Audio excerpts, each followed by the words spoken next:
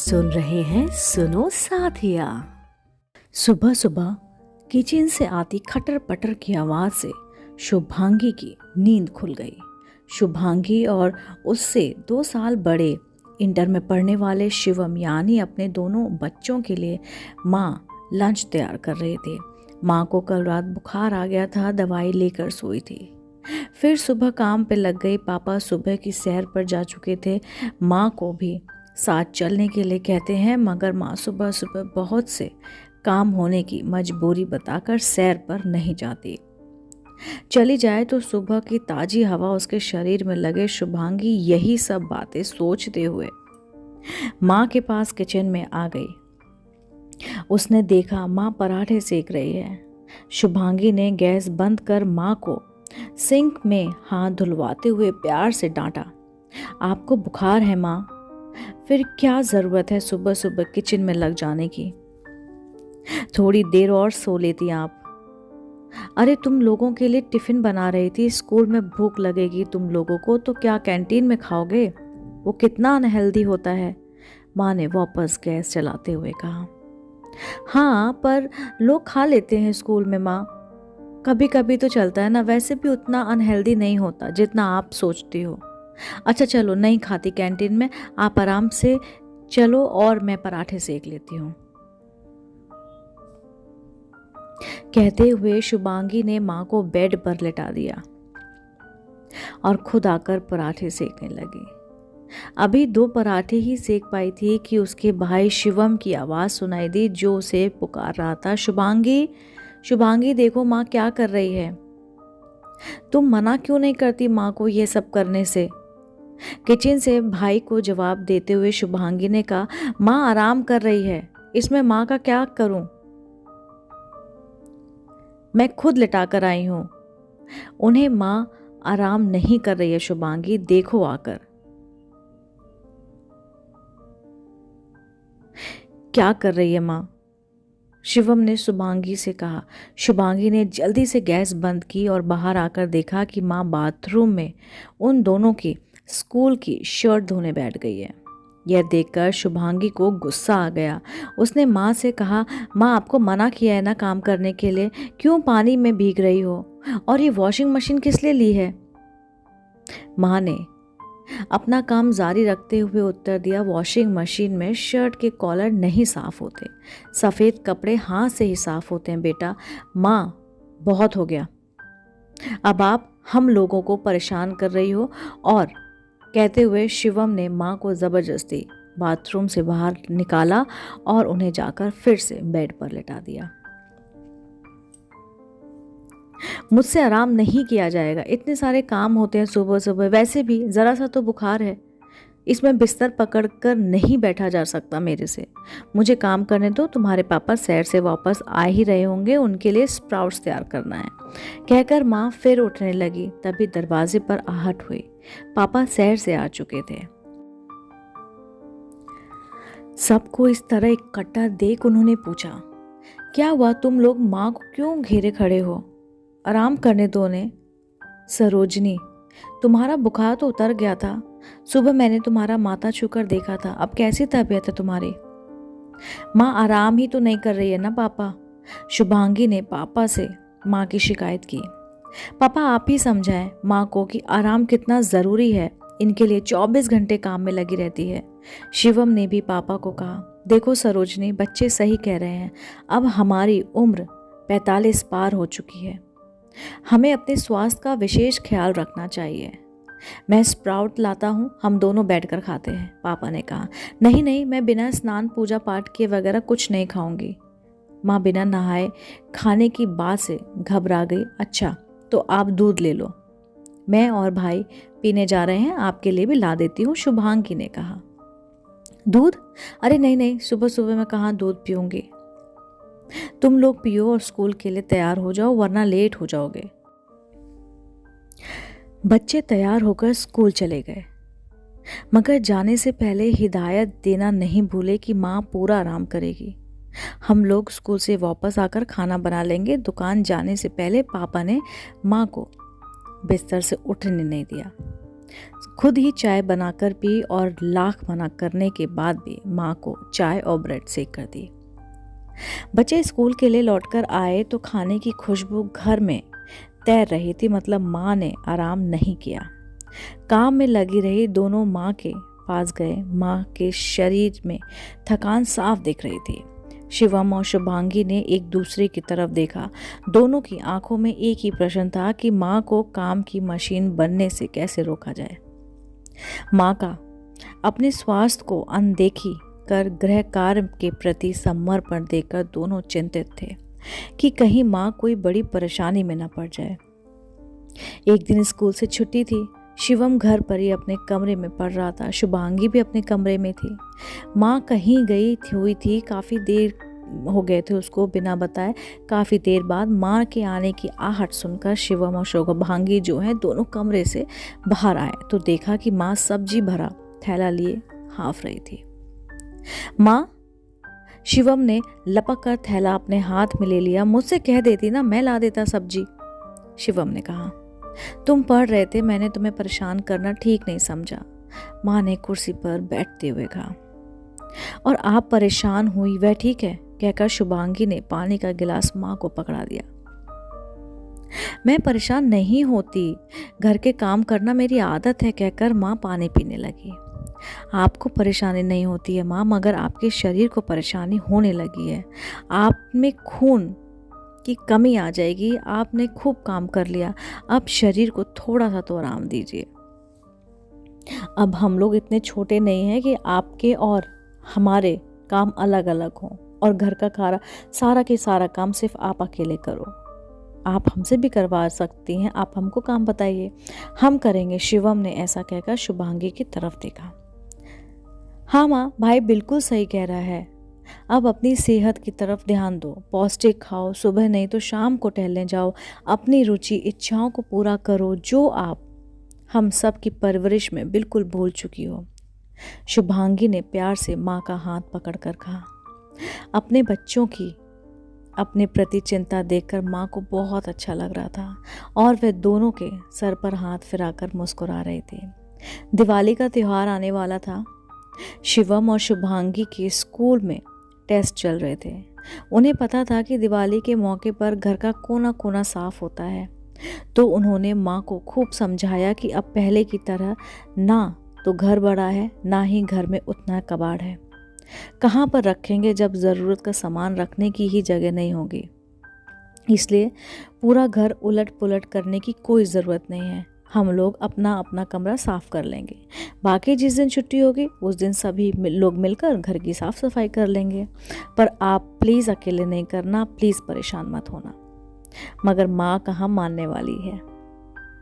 एक दिन जब शिवम और शुभांगी स्कूल से घर लौटे तो देखा कि जिसका घर सबसे ज़्यादा साफ होगा उसी में घर लक्ष्मी आएंगी। यह विश्वास था उनको। यह विश्वास रखती थी भी उसकी माँ, और कमरों का सारा सामान निकाल कर आंगन में इकट्ठा कर दिया और स्वयं सामान के बीच में बैठकर एक एक सामान को कपड़े से झाड़ पोंछ कर सहेज कर रखने लगी। उन्हें इस तरह से जुटा देखकर शुभांगी ने अपना सर पकड़ लिया और फिर वही हुआ जिसका डर था। भाई दूज के दूसरे दिन जब माँ आदन सुबह सुबह उठकर काम में लगी तभी अचानक उसका सर घूमने लगा। आंखों के सामने अंधेरा छा गया और माँ बेहोश होकर गिर पड़ी। फटाफट माँ को हॉस्पिटल में एडमिट कराया गया। दिन भर तरह तरह की जांचें हुई। रात होते होते माँ को घर ले आया गया। माँ अपने कमरे में सो रही थी तभी पापा जांचों की रिपोर्ट लेकर आते हैं। शिवम और शुभांगी पूछते हैं कि रिपोर्ट में कोई चिंताजनक बात तो नहीं ना पापा। पापा ने बताया कि माँ के शरीर और दिमाग को पूरी तरह आराम की ज़रूरत है। त्योहार की वजह से बहुत ज़्यादा स्ट्रेस हो गया था। ब्लड प्रेशर लो हो जाने की वजह से चक्कर आ गया था। विटामिन्स की टैबलेट और ताकत की टॉनिक लिखी है डॉक्टर ने वैसे, और पौष्टिक आहार खाने के लिए बोला है। शुभांगी ने कहा, हम लोग कब से समझा रहे थे माँ को, मगर वे मान ही नहीं रही थी, ना ही मानेगी शिवम ने आगे कहा, ज़रा सी ताकत आने पर देखो वो काम में लग जाती है। तो क्या किया जाए, कैसे माँ को आराम मिलेगा? क्या तरकीब निकाली जाए कि वह खुद को काम करने की मशीन ना समझकर इंसान की तरह जीना सीखे? पापा ने चिंतित स्वर में अपने बच्चों से पूछा। सबने मिलकर कई उपायों का विचार और विमर्श किया। आखिर में एक उपाय को आजमाने की सहमति बनी। शुभांगी ने कहा, हम माँ को यह नहीं बताएंगे कि ब्लड प्रेशर लो हो जाने की वजह से उनको चक्कर आ गया था, बल्कि हम उनको ये कहेंगे बहुत ज़्यादा काम करने की वजह से उनका दिल बहुत कमज़ोर हो गया है, उसके दिल की पंपिंग पावर स्लो हो गई है। अगर उस पर ज़्यादा तनाव पड़ा तो हार्ट फेल भी हो सकता है। ब्लड सर्कुलेशन धीमा हो जाने के कारण उनके दिमाग तक ऑक्सीजन नहीं पहुंची और वे बेहोश होकर गिर गई। योजना बंद होकर सब माँ के कमरे में पहुंचकर उनसे आसपास उदास मुंह बनाकर बैठ गए। कुछ देर बाद माँ नींद से जगी। आंखें खोलने पर सबके उदास चेहरे देखकर उन्होंने पूछा, क्या हुआ सबको, ऐसे क्यों चुप हो? माँ कहते हुए शिवम और शुभांगी माँ से लिपट कर रोने लगे। सरोजनी कहकर पापा का भी गला भराया और उन्होंने पत्नी का हाथ थाम लिया। अरे अरे, सबको इतना प्यार क्यों आ रहा है मुझ पर? क्या हो गया है मुझे? माँ ने पूछा। माँ, मैं आपके बगैर नहीं रह सकती। माँ, आप मुझे छोड़कर नहीं जा सकती। शुभांगी माँ से और लिपट गई। माँ, मैं आपके बगैर जीवन में आगे कैसे बढ़ूंगा? कितना कुछ करना है मुझे अभी। शिवम की आंखों में आंसू थे। माँ घबरा गई। तुम लोग यह सब क्या सोच रहे हो? क्या हो गया है मुझे? आप बताइए ना, कहकर माँ ने पापा की तरफ देखा। पापा ने कहा, देखो सरोजनी, ज़्यादा काम का बोझ अपने ऊपर लेने के कारण तुम आराम नहीं कर पाती। सोती भी हो तो अगले दिन होने वाले कामों की चिंता लेकर, जिसका असर तुम्हारे दिल पर पड़ा है। ये चक्कर आना उसी का लक्षण है। अब सब कुछ तुम्हारे हाथ में है। तुम अपने दिल और दिमाग को इतना बोझ ना डालो कि इस बोझ तले दब कर अपना काम करना ही बंद कर दे। अच्छी खुराक लेकर दिल दिमाग को मजबूत करो। ऐसा काम करो जो तुम्हें खुशी दे। इससे तुम्हारी सेहत में जल्द सुधार होगा। सिर्फ दवाओं से कुछ नहीं होने वाला सरोजनी। अभी हमारी कच्ची गृहस्थी है। अगर कहीं ईश्वर ना करे तुम्हारा साथ छूट गया तो मैं सब कुछ अकेले कैसे संभालूंगा? कहते कहते पापा की आंखों में आंसू आ गए। सरोजनी ने पहली बार पति की आंखों में आंसू देखे थे। उसकी बात सुनकर वह सिहर उठी। उनकी आंखों के कोनों में भी दो बूंद लुढ़क पड़ी। उन्होंने अपने पति का हाथ थामा, दूसरा हाथ बारी बारी से अपने बच्चों के सिर पर फेरते हुए स्वयं का पूरा ख्याल रखने का वचन दिया। हाँ सरोजनी, बच्चों को थोड़ा आत्मनिर्भर बनने दो। छोटे छोटे उनके काम उन्हें खुद करने दो। घर की कुछ छोटी मोटी जिम्मेदारियां भी उन्हें समझाओ। हमेशा मैं ही नहीं काम से थक कर घर आता हूँ, तुम भी घर का काम करके थक जाती हो, तो कभी कभार मेरे हाथ की चाय पीने की फरमाइश भी कर दिया करो। पति की बात सुनकर सरोजनी को हंसी आ गई। बीमारी भी खराब चीज होते हुए कभी कभी बहुत अच्छा काम कर जाती है। अपनों को बहुत पास ले आती है।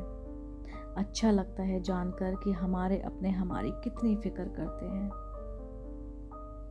अब माँ अपने ऊपर ध्यान देने लगी, जिसका नतीजा भी दिखने लगा। वो चेहरा पहले जिम्मेदारी और थकान से बोझिल रहता था, उस चेहरे पर अब ताजगी नजर आने लगी है। माँ को अपने लिए अब खूब समय भी मिलने लगा है। एक दिन शुभांगी स्कूल से घर लौटी तो एक घर में सन्नाटा सा पसरा हुआ था। माँ शायद घर में नहीं थी, लेकिन वह घर को इस तरह खुला छोड़कर कहीं नहीं जा सकती। सोचते हुए शुभांगी माँ के कमरे की तरफ बढ़ी। देखा माँ कुछ लिखने में तल्लीन है।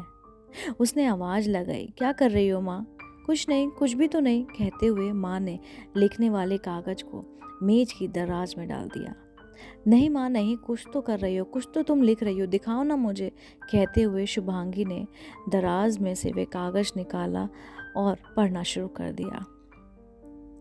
आखिर पूछ ही लिया मैं कौन हूँ, मैं समटे हुए खुद में, तुम्हारी किलकारियाँ अटखेलियाँ तुम्हारी, दमते दिन चमकती रातें तुम्हारी, सारे गम और सारी खुशियाँ तुम्हारी, अब तुम ही बताओ मैं कौन हूँ।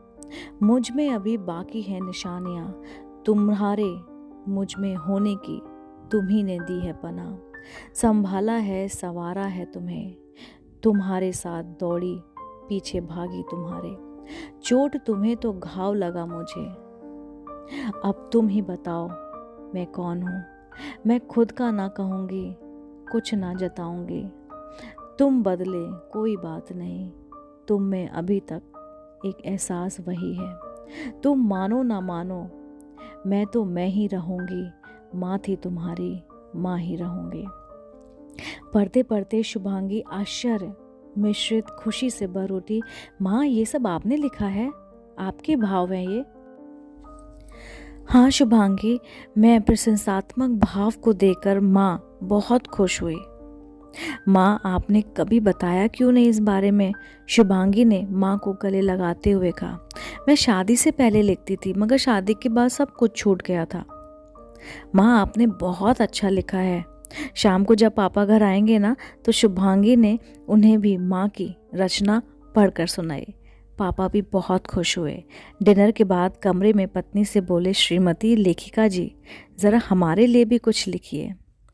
सरोजी ने कागज कलम उठाया और फटाफट से लिख दिया। इतने बेअकल क्यों रहते हो, दीवाने से लगते हो, बेखौफ मोहब्बत करते हो, परवाने से लगते हो।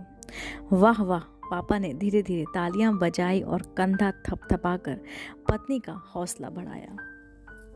परिवार में सबका सहयोग पाकर धीरे धीरे माँ अपने लेखन कार्य को नियमित रूप से करने लगी और विभिन्न पत्र पत्रिकाओं समाचार पत्रों में प्रकाशित के लिए भेजने लगी।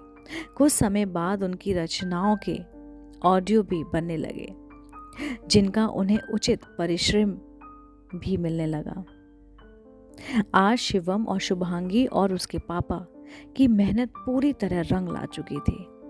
सरोजनी का जीवन बिल्कुल बदल चुका था। वे बहुत खुश रहने लगी थी, तन से भी स्वस्थ और मन से भी स्वस्थ। अच्छे काम के लिए, अपनों की खुशी के लिए कभी कभार छोटा सा झूठ बोल लेना चाहिए, पाप नहीं लगता। दोस्तों, उम्मीद करती हूँ आपको ये कहानी आज बहुत ही पसंद आई होगी। अगर आपको ये कहानी पसंद आई है तो मेरे चैनल सुनो साथिया को लाइक कीजिए, सब्सक्राइब कीजिए और बेल आइकन दबाइए कि मेरे द्वारा अपलोड की गई कहानी आप तक ज़रूर और सबसे पहले पहुँचे। मिलती हूँ मैं जल्दी नई रोचक कहानी के साथ। तब तक के लिए नमस्कार।